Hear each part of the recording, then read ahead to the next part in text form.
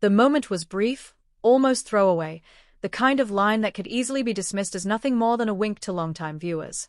But in the world of General Hospital, nothing is ever accidental, and no name is ever dropped without purpose. When the show recently invoked the specter of Faison in connection with Anna Devane, it sent a jolt through the fandom that felt like a lightning strike across Port Charles. A Faison-Anna reunion? Even the suggestion is enough to reopen decades of obsession, betrayal, twisted love, and psychological warfare. For fans who have followed Anna since her spy days in the 1980s, the idea of Faison re-entering her orbit is both thrilling and terrifying. This is not a simple old flame situation. This is the man who stalked her across continents, manipulated her mind, endangered her daughter, and made her question her own reality. And yet, in the warped logic of soap opera history, Faison also represents one of the most iconic, operatic love stories the genre has ever produced. So when General Hospital teased even the possibility of these two being connected again, social media erupted. Some viewers leaned in with morbid fascination, others recoiled in protective rage on Anna's behalf, and still others began to speculate wildly about what it could mean for the show's future. Is Faison really gone? Was his death final, or just another elaborate illusion?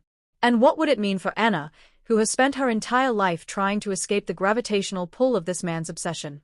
To understand why this tease hit so hard, you have to go back to the beginning. Anna Devane and Caesar Faison are not just former lovers. They are two sides of a Cold War-era coin, forged in espionage, deception, and emotional manipulation. Anna, the disciplined, idealistic spy, believed in duty, in loyalty, in the idea that love could coexist with honor. Faison, on the other hand, believed only in control. He saw love as possession, devotion as submission, and loyalty as something to be engineered through fear and psychological conditioning. When their paths first intertwined, it was under false pretenses. Faison presented himself as charming, brilliant, and emotionally vulnerable. Anna, trained to detect lies but still human enough to want connection, allowed herself to trust him. What followed was one of the most chilling slow-burn reveals in soap history, the gradual realization that the man she loved was a monster, and that his love for her was not romantic, but pathological. Faison's obsession with Anna became the engine that drove some of General Hospital's most legendary storylines. He manipulated events to keep her close, endangered the people she loved, and ultimately targeted her daughter, Robin, as a means of maintaining control. For Anna, escaping Faison was not just about physical survival, it was about reclaiming her identity from a man who sought to rewrite it for her. And yet, the show never painted their connection in simple black and white. Faison was a villain, yes, but he was also a man who genuinely believed that Anna was his destiny. The tragedy lay in the fact that his love, warped and toxic, was real to him, even as it was a nightmare for her. Decades later, Anna is no longer the young spy being groomed and manipulated by an international criminal mastermind. She is a seasoned law enforcement official, a mother, a grandmother, and a woman who has fought her way through loss, betrayal, and endless moral compromises.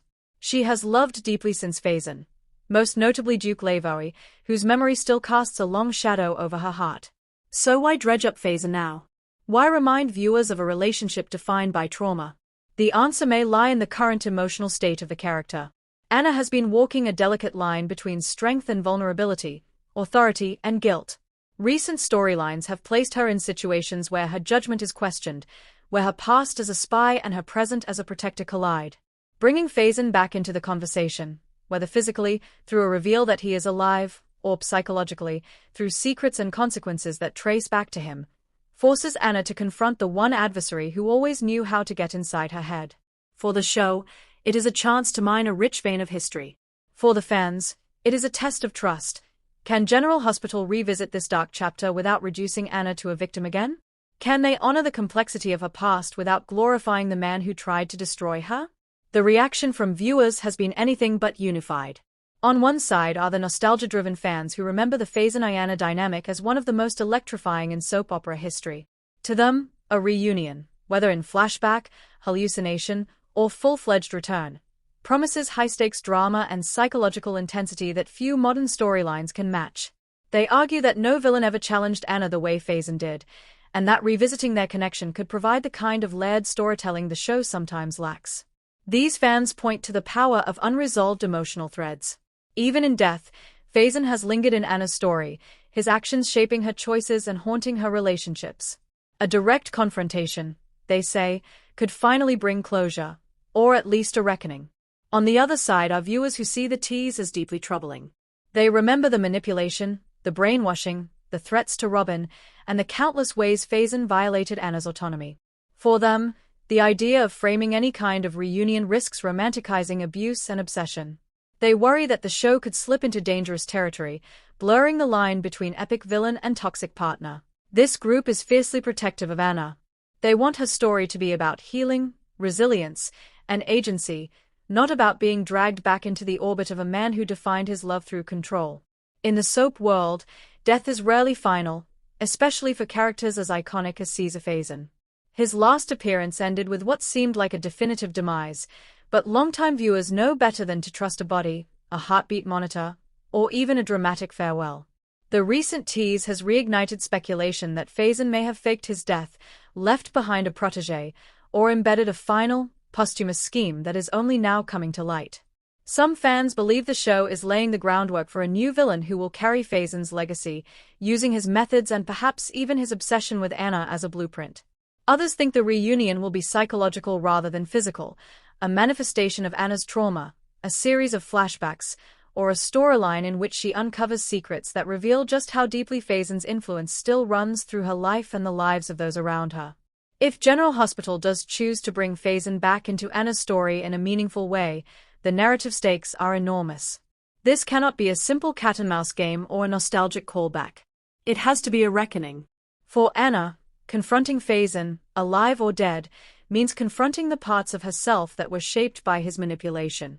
It means revisiting the moments when she doubted her instincts, when she trusted the wrong person, and when her love for her daughter was used as a weapon against her.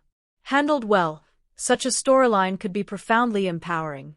It could show Anna not as the frightened young spy, but as the woman who survived, who learned, and who ultimately outgrew the shadow of her greatest enemy. It could give her the chance to articulate, perhaps for the first time, the full extent of what Faison took from her, and what he failed to destroy. Handled poorly, however, it could reduce her to a plot device in someone else's grand villain arc, undermining decades of character growth.